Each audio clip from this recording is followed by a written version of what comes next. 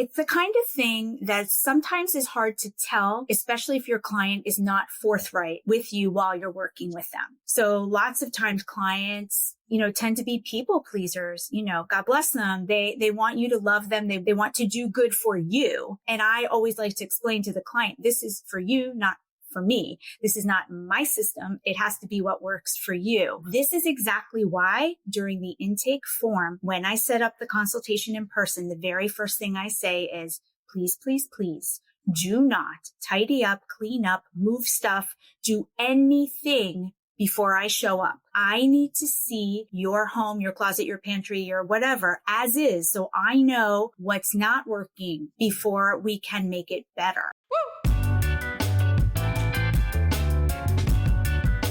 What's up, speaker fam? Welcome to I Speak Organized. I'm your host, Melanie Summers, professional organizer, ADHD organizing specialist, and your go-to gal for all things pro organizing business. I like to speak organized to give you the tools to conquer your clutter, live life with more purpose, and learn all about the business of tidying. Do me a favor, if you have not subscribed to the channel already, go ahead and take out your device and tap that subscribe button so that you become a member of the Speaker Fam. And as you get value out of today's podcast episode, please hit that thumbs up and tap the notification bell if you're watching on YouTube so that you're notified whenever we post content every single week.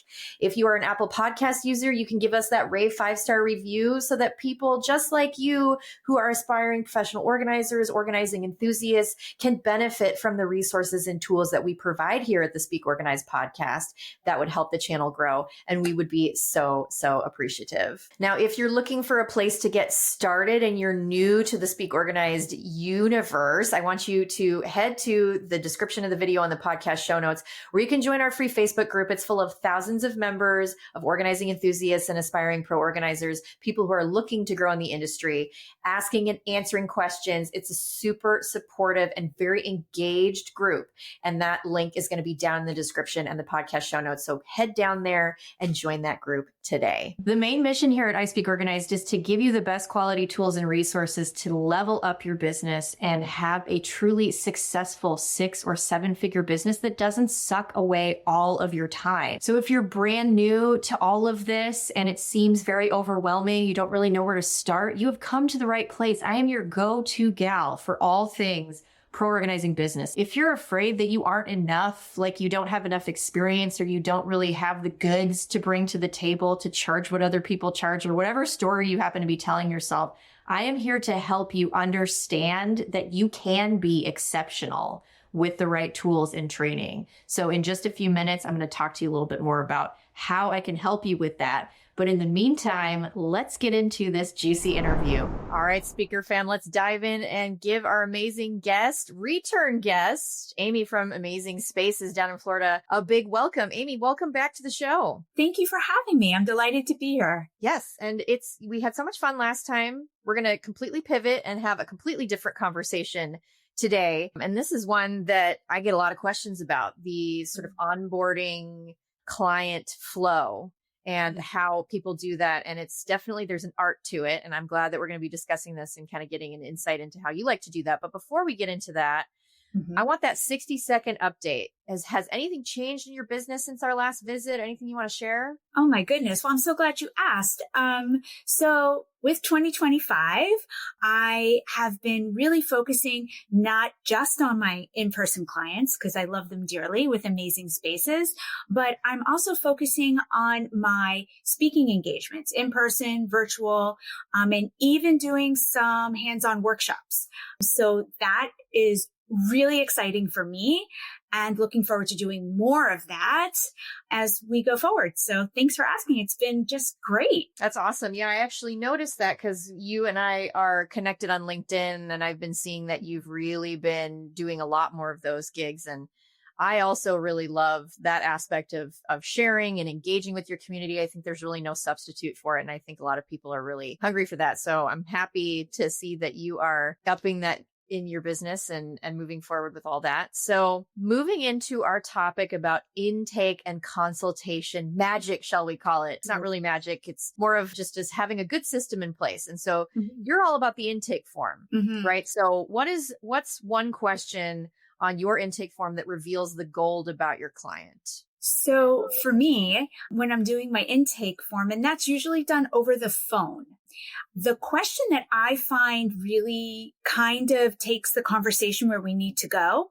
is I ask this question: who else in your household will be involved in this process? So what that does is number one, it gives me the information I need for a project, right? Is it just the person on the phone? Is it also a shared closet with a partner or spouse, somebody else? And now that person on the phone is having the aha moment, shouldn't just be me. And then that really drives that conversation to where we need to get to, right? So that we're really clear on who's involved and what we're doing. So I love that question. Yeah, it's absolutely paramount too. And also, consent is important. And if you're working in a shared space, everybody's got to kind of be on board. Otherwise, you get yourself into opening up a whole can of worms that maybe you weren't prepared for. So let's walk through your consultation style. I know there's a wide variety of ways that people do this, but I think the biggest question is establishing trust. And, we're tasked with something very unique as professional organizers, where people are bringing us into their homes to rifle through their underwear drawer and various other things that even their closest friends and family members will never see. So how do you actually get people to open up and trust you with their mess? Oh my goodness. You are 100% right. This is a really intimate thing that we are doing with clients. I would say, even if you're offering virtual organizing, it is a window into their world, and there are things that not everyone wants to expose to everyone. And so you have to handle it gently, but also you want them to feel, as you said, confident and comfortable in inviting you into their home.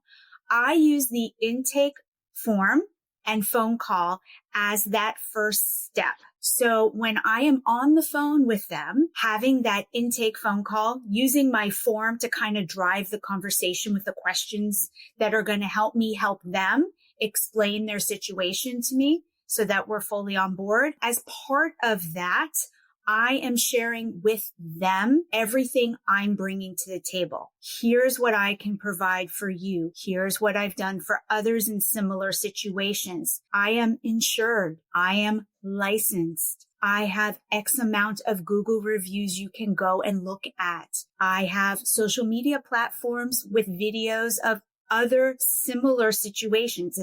If it's a closet, say, go and look at my social media, check out 3 other closets just like yours. Maybe it'll give you some great ideas of what we can accomplish together. All of these things build the credibility and the trust. I think that is really important.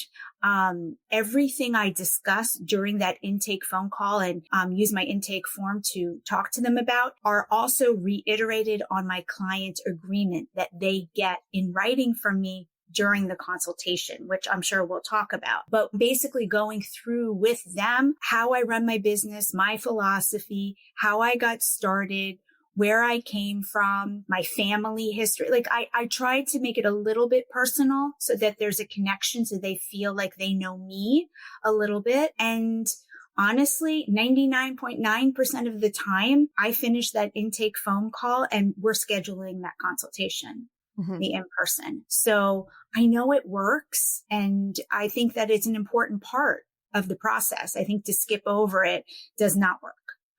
No, I completely agree. I think, if you're going to be a true consummate professional, you can't just walk in as labor for hire and be like, all right, what are we doing today? Let's roll up our sleeves. Like, you kind of have to have an understanding of what you're walking into so that you're not doing further damage to the situation with the client, and that you also feel really well equipped, especially if you're going to start bringing team members into the situation, because you want to make sure that they're walking in feeling well equipped. And if they're not doing the consultation, you kind of have to have that system in place to be able to give them all the information that you gathered. So that's very well said. One thing that I really appreciate about you and what we talked about last time are the follow-up resources that you provide clients. You're very big into like the cards and the checklists and leaving them with some tangible things to help them have results that last. And that is actually something that I know from talking to hundreds of organizers that they skip that piece of it. And I love that you do that. So I would love to know, what are 2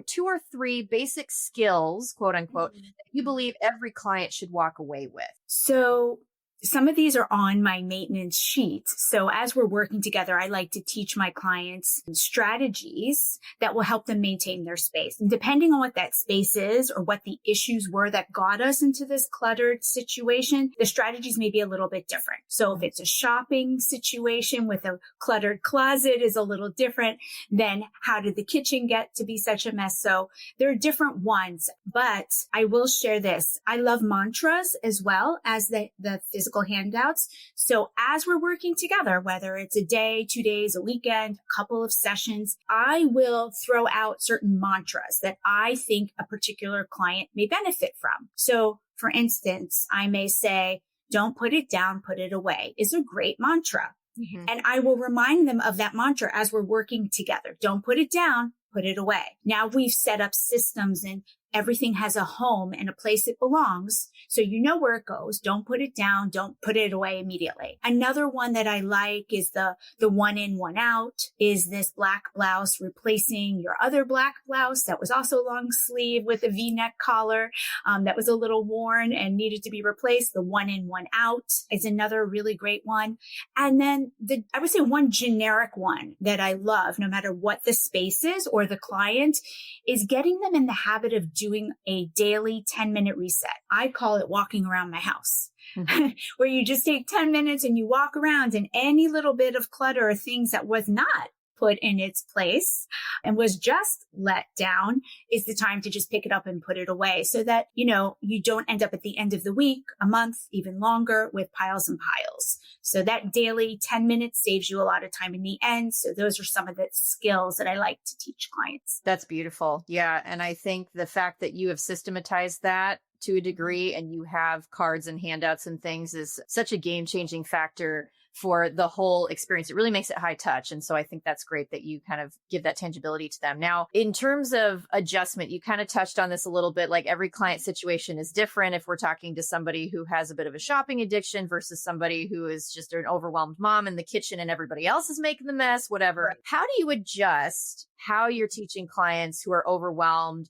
if they're neurodivergent maybe, or if they're just not naturally organized?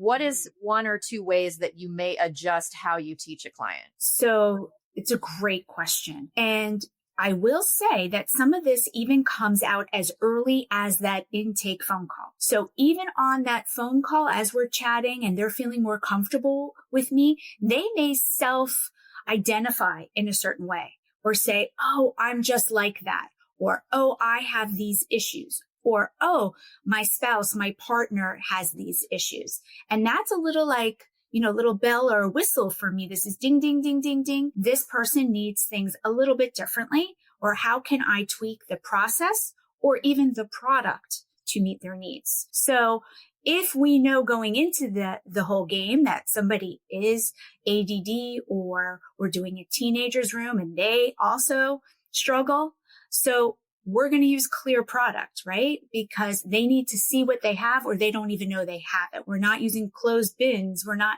we're really going to make things easy for them. So that is one way. Another way is being flexible with your sessions. When I first started, and it's actually still in my client agreement, that I prefer to work in 3-hour sessions. Not that I haven't worked more or less, but I think that after 3 hours, many of my clients have decision fatigue and get overwhelmed, and we stop being really productive after 3 hours. So I like to at least book it for 3 hours.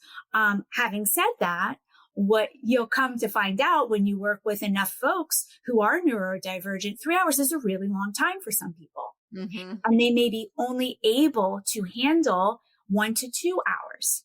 So I have some clients who I know come 2-hour time mark, they need to tap out. That doesn't mean that I leave per se. Maybe we accomplish what we need to accomplish with purging and sorting and coming up with a plan. And then the rest of the process is just, me solo and they go take a breather in the other room.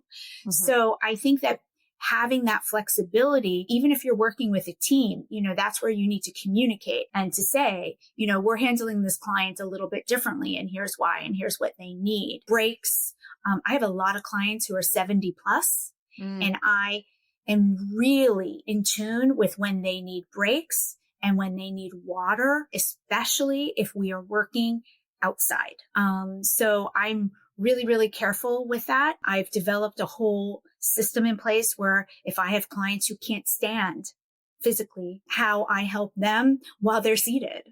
Mm-hmm. So those are some of the things that I do.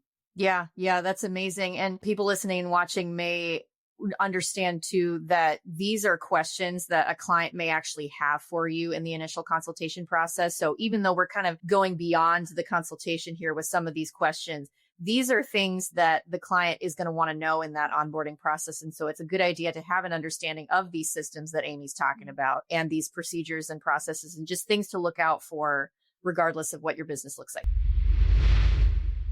All right, fam, imagine this. You are sitting here in 6 months, sitting right where you are now, and you're running your own professional organizing business that is effortlessly scaling to 6 figures. How awesome would that be? But let me guess, you're sitting here today and you've got that voice of imposter syndrome whispering in your ear, who am I to do this? Well, let me tell you, I have been there, and it is not only possible to overcome those doubts, it is essential because your future clients are looking for you, not anybody else, you. So, how do you scale a 6-figure business? It's easy. You stick with me. I got you. It is my honor to introduce you to my Empowered Organizer membership community, which is a game changer for turning your passion into, if you want, a full-time 6-figure gig. We've got done-for-you scripts and resources, collaborative monthly coaching calls, and a supportive community to fast-track your success by avoiding all the superfluous fluff and, of course, all the dumb mistakes that I've made over the years so that you don't have to make the same ones. You're welcome.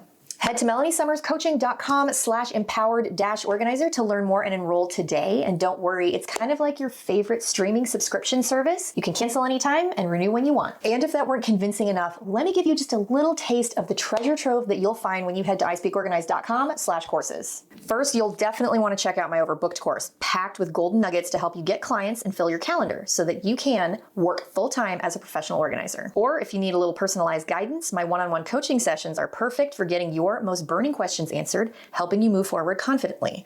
Or how about I save you loads of precious time with my professional organizer forms pack, 9 done-for-you customizable forms, including a client agreement, so that you can start taking paying clients ASAP. And don't miss my ChatGPT prompt guide with over 750 prompts to optimize tasks like social media captions, blog posts, and more, engineered for success every time. Again, visit ispeakorganized.com/courses to explore all these options and more. Are you ready to take the leap? Visit the link. I know you want to.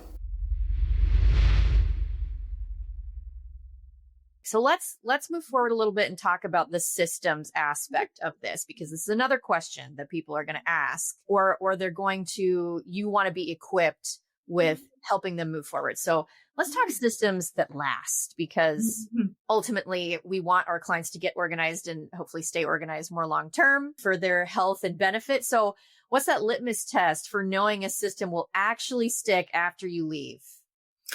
Right. So, it's the kind of thing that sometimes is hard to tell, especially if your client is not forthright with you while you're working with them. So lots of times clients, tend to be people pleasers, God bless them. They want you to love them. They want to do good for you. And I always like to explain to the client, this is for you, not for me. This is not my system. It has to be what works for you. This is exactly why during the intake form, when I set up the consultation in person, the very first thing I say is, please, please, please do not tidy up, clean up, move stuff, do anything before I show up. I need to see your home, your closet, your pantry, your whatever as is. So I know what's not working before we can make it better. And I think it's really important for a client to be able to walk you through their space and say, this is my struggle. These are our challenges. This isn't work. I've tried this. I've put things in bins. I've put a hook here. This didn't work, so that you can then better suggest different kinds of systems that might work. Mm-hmm. And not everything is going to be, a home run. And that's why I check in at the I check in at the week mark, the 30-day mark, and then the 6 month, because, sometimes things need to be tweaked. So, I do a reach out, how's it going? How's that working? Has it been working better? Are you able to keep things organized with the system in place? What's not working? How can I help? Mm-hmm. Yeah. Because you're not going to get everything perfectly right every single time. Because sometimes we don't know until we try it. That's why I also like when I have different sessions. At the end of a session, I'll say, okay, we got to this point today, or we finished this area today. Let's see how it goes. I'm coming back next Tuesday. When I walk in that Tuesday, the first thing I say is, let's go back to what we finished. Tell me how it's going. Show me before we start with the new space. Right. Yeah. All of those things are right on. And I think sometimes when people ask this question, they think that you're going to give them like, okay, if you use these bins and this thing, and we do this, it's going to be organized forever. And that's just not the case. And I, as an ADHD organizing consultant, really kind of deal with the fact that the systems are actually really good and they are implemented and executed well, but then the client's just over it and they want to try something new. So it's a more of a sense of novelty. I will say one more thing. Usually things are away for a reason and in a place for a reason. So if I walk into somebody's house and the shoes are all right there, I'm not going to try to set up a system where the shoes are in the other space. Like that is telling me, they're there for a reason, right? So when you do that, take note of where things are. If something's not working, it's not working, but usually things are set up for a reason and I want to understand. And I'll say, okay, so this is here. Why is this here? Oh, because we enter the house this way. Oh, you don't enter the house through the garage? No, we've never entered the house through the garage. Mm-hmm. Exactly. So, exactly. Yeah. I think about that in my own house with trying to get my kids out the door. Normally you would think like when you do laundry, you have a sock drawer. Most people have a sock drawer in their bedroom, in a dresser, whatever, and you put the socks in the bedroom. But the issue for us is always trying to get the kids from upstairs to downstairs wearing their socks to then get out the door. And 95% of the time that is not the case. So what did we do? Exactly what you just pointed out. You think to yourselves, this is the issue, that we need the thing here, not up there. So we don't put the socks away upstairs in the dresser drawer anymore. We put them in a basket next to the shoes before we leave the house, because inevitably my child may have put socks on upstairs. Heaven knows where they went between then and now, but their socks here to go, right? So it's great. That's why we ask people, where do you get dressed? Right. I have lots of clients who don't get dressed in their bedroom. They'll get dressed in a closet or in the bathroom, and that pretty much tells me where things need to be, right? Why make it harder? Exactly. Think outside the box. So let's talk about in terms of tools and methods. Is there something right now, like in the moment, that a tool or a method that you're obsessed with at the moment with working with your clients? You're kind of turning to this as maybe a new thing. What are you utilizing these days? I got a really new thing, new this week. Oh, I love it. So I always use I'll get one. Hold on. I always use a paper homework list with my clients. So as we're working together, if there are things that they are going to do outside of their time with me in between sessions or after I leave, drop off the donations, or they're going to try on that pile of clothing that they're not sure if it fits or not, right? So we put it on this list. I then take a picture of this list and I am checking in with them after I leave a couple of days later. How's that homework list gone? What have you accomplished? Well, now I have downloaded the to-do list app. Nice. And I am beta testing using with some of my clients some of my clients like the paper, to be honest with you. They like the piece of paper, but some of my clients, this becomes just more clutter. Or just in the pile of all the papers. So I'm trying out this to-do list app, which is a free version where you create literally a to-do list and then, you can check it off as you go and you can add to it. And it's on the phone and it's shareable and all of those things. So I love that. And for my clients, this is also a way for them to save money. So the way I explain it is the more things we put on here and you're able to do, not when you're spending time with me, so less money you're spending for me. Right. You can accomplish none of these things. And I show up next Tuesday and then we're doing these together. And now you're paying me to help you do these things. Right. Totally fine. No shame. But, this is just also another selling point that I mentioned during the intake form that, this is part of my process. This is how I work. This is what you can expect when working with me. I also ask them quite boldly, have you ever worked with a professional organizer before? Because that also gives me a lot of insight into the client. And then I ask, if so, then how did it go? Because I want to know their experience, right? So that's something else that's on my intake form. Yeah, I'm glad that you showed us that client homework template, because that's a perfect example of what I was referring to earlier with all of your amazing resources that you have for clients. Yes. It's really simple.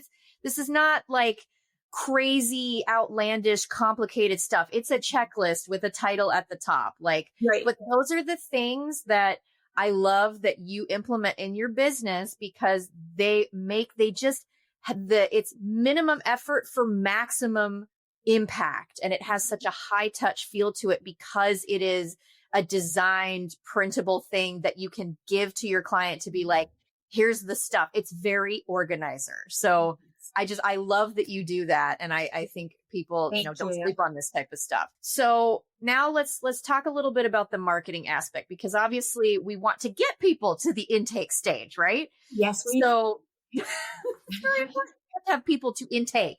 For organizers who are listening and watching, what is one thing that helped you shift from side hustle to actual sustainable business and getting these people coming to you? So for me, what I did is I used my family and friends as my guinea pigs. And in exchange for me organizing a space for them, trying out my systems, trying out my forms, trying out my intake, trying out my payment method, asking them to do, in response, all I asked for them was to do Google review for me, give me before and after photos to build my website, to start my business. And then also that feedback on the forms and the systems helped me tweak everything before I officially rolled out as a business, not a hobby. So that was vital to me. And I chose specific friends and family guinea pigs that were all different ages, different neighborhoods, and different spaces. It gave me a lot of insight to my skills, my ability, my processes. And after that, I had work to do. There was work to do before I, officially launched, but that was just vital and really, really helpful. So I would say that would be the thing I would suggest, if you're really looking to bringing your hobby into more of a business. Yeah, you got to practice. It's like a restaurant having a soft open. Correct. The same thing. That's why they do it.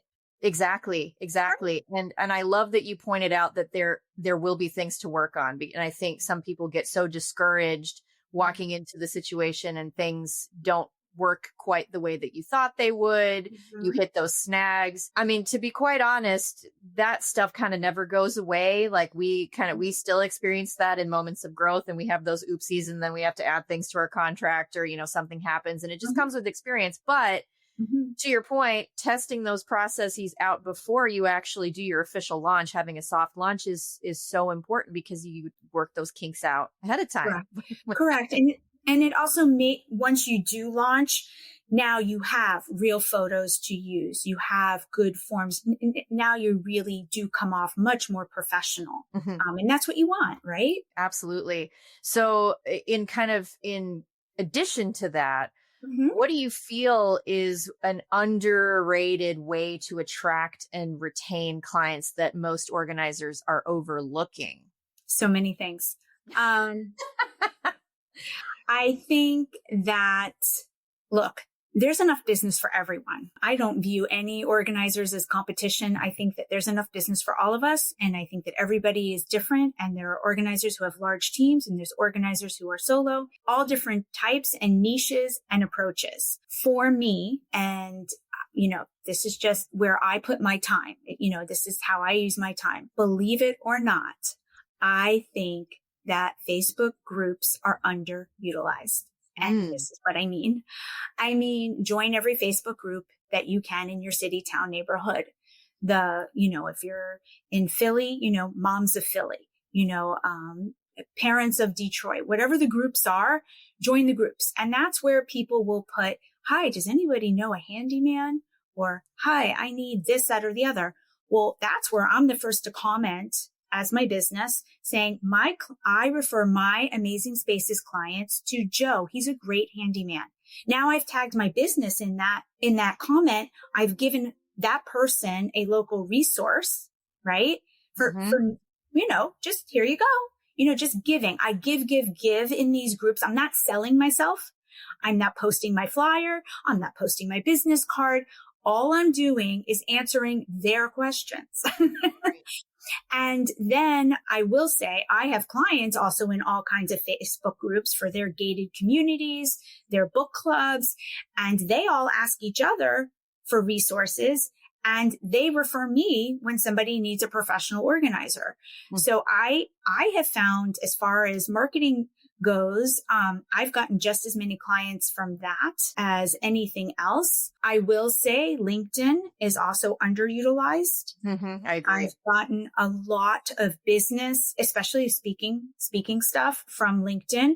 Absolutely, you need to have, as a professional organizer, a good LinkedIn presence. Mm-hmm. I think it's important. So I would say those two things. I mean, I'm not running ads on social media. I'm not. I'm very active on my social media. My social media is more like, I would say it's like 80-20. It's like 80% giving inspiration and ideas and 20%, asking people if they need a professional organizer, think of me. But it's just giving.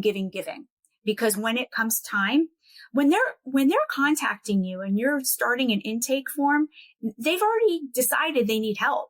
Mm-hmm. So you have to play the long game, and with somebody who doesn't even realize what a professional organizer is, what they can do for them. Do they need it? Are they really suffering from clutter, and how is it affecting their mental and physical health? They don't even know. So You have to educate. So that's what I would say. I mean, the Facebook groups, I know it sounds crazy and it's free. Mm-hmm. Yeah. Knocked it out of the park. Those are two things that I teach inside of my membership program, pretty much to the T, exactly the way that you explain them. And LinkedIn is another one that we as a company slept on for a long time. And I just hired a social media manager a few months ago, and his number one task was to increase our LinkedIn engagement, because that was something that we overlooked for so long. And it is a very underutilized platform. I mean, you are maybe one of I can count on two hands, the organizers that I'm friends with that have active LinkedIn presences. And there's a lot of untapped resource there. Same thing with the Facebook groups, free. And not posting, like you said, not posting your flyer. Nobody wants that. Nobody wants the buy my stuff posts. They want nobody knocked out of the group. They'll kick you out. Exactly. You have to pay attention to the policies there. And that happens in my Facebook group all the time. There is a no promotion except on Saturdays policy, and there's a very specific thread. And the reason for that being is because people don't want to see that. Nobody cares, right. They want the answer to their questions. So anyway, you and I could obviously talk about this all day and night, but you're very smart in terms of how you've handled that. So thank you for answering that question for us. I have a few last rapid fire questions to wrap up that are kind of fun and just kind of an insight into how you like to operate. So are you ready? Okay, go for it. Okay. Biggest organizing myth you wish would go away? Less is more. Oh, tell us. I don't like less is more. I don't like my clients to think that I'm just there to get rid of their stuff. And sometimes stuff has meaning, and it's about finding a place for the stuff that makes sense. Mm-hmm. So I don't like this whole less is more and just blanket statement. I mean, clearly some people need less, but I don't like the less is more. Yeah, there is definitely more to it than that sort of beige minimalist type of thing. It does not work for everyone, right? No, right sizing all day and all night for sure. Right. I love it. Okay, weirdest or most memorable item you've ever had to organize? Flight logs. I helped a pilot organize his home office, and I had never seen actual leather-bound flight logs. And fun fact, if you are a pilot, you must by law keep those flight logs for X amount of years after the flight. And they were a very important and precious thing. And I had to create a system for them. Who knew? interesting. Do you know if that process has been digitized like for pilots now, or is it you literally No. have to... Literally handwritten? And I was shocked. Wow. I was shocked. I mean, I'm sure somewhere there's some digital version Sure. of what flights have occurred and what he flew and what time it landed or whatever was in the log. But actual, like 1972, we're opening up a flight log. That's amazing. I bet stuff like that. I mean, I love coming across things like that and going through those types of just information, like the anthropological aspect of like, looking back in time, the time capsule stuff is super cool. Super cool. I mean, yeah. So, you do all the things you're like, how precious is this? Right. Do you have a safe? Does it need to be in the safe? Does it need to be temperature controlled? All the things. Yeah, absolutely. Leather-bound flight log. Who knew? That is actually very memorable and interesting. Last question. If a brand new organizer is listening today, what is one thing you'd tell them before they take their first client? One thing? Be like a one. Can it be a run-on sentence? Yes, with like part A, B, C, whatever you need to say. Beautiful. Here we go. Do your homework, take the courses, get yourself insured, and protect your business. I love that. Very succinctly said. I mean, there are so many stories there about that. So many things. And I am amazed every day I come across people who say, oh, I'm a professional organizer. I say, oh my God, that's great. Wonderful. No. Yeah. Yep. Absolutely. Yeah. You got to do your homework. You got the insurance is paramount. I actually ran across somebody who for a couple of years marketed themselves as a professional organizing business coach. And one of the things that they were famous for saying was, you don't need insurance, which I thought was insane. I mean, it's one thing, it could do you in. Yep. And I'll go so far as to say I'm also bonded for a reason. So I'm licensed, bonded, and insured. And I know a lot of organizers don't want to pay that. It's $150 a year, people. Just saying. Yeah. To be, really do your homework and protect yourself, because you are in people's homes. You do have access to their precious, expensive to them stuff. And you got to really be careful, You do. Yeah. But as long as they're free. Yeah. I just want to say, as far as taking the courses, you can find plenty of free courses, low cost. There's many places to get training. Get some training, like some real training. I mean, I've always had a passion for organizing. I used to organize my shoes as a kid. I organized my mother's grocery cart. I mean, that's what I'm saying. Yeah, absolutely. All those things. Very true. I love this. I love having you on. I feel like you should just come and be a regular guest, because you always share such heartfelt, valuable, thoughtful information, no gatekeeping. And that's what we're all about here at I Speak Organized. But Amy, thank you so much for coming on the show today. Thank you for having me. This was awesome. Thank you so much. I'll see you soon. Yes, ma'am. All right, fam. As always, that's going to wrap it up. Thank you so much for coming and spending a little bit of time with us today on the Speak Organized podcast. And thank you to our podcast guest. I love having Amy on the show. She always provides such value to us, and I always learn something new, and I'm so inspired by her and just love her to pieces. So thanks again, Amy, for coming on the show.